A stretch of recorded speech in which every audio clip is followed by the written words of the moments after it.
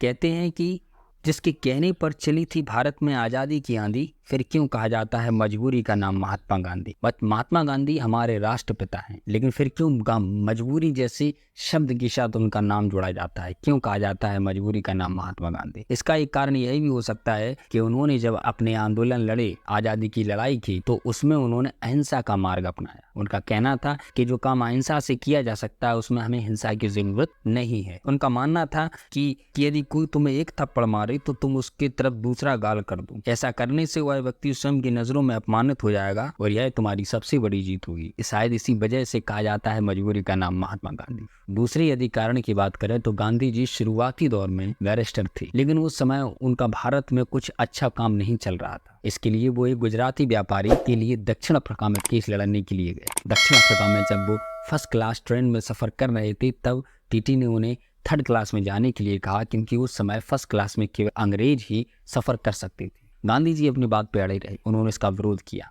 जब ये बहस काफी बढ़ गई तो कुछ बैठे हुए अंग्रेजों ने उन्हें धक्का देकर बाहर फेंक दिया। यह अपमान वो सह गए। इसके बाद जब वो अदालत में गए तो वहां पर भी जज ने उनके पहनावे का अपमान किया और उन्हें पगड़ी उतारने को कहा।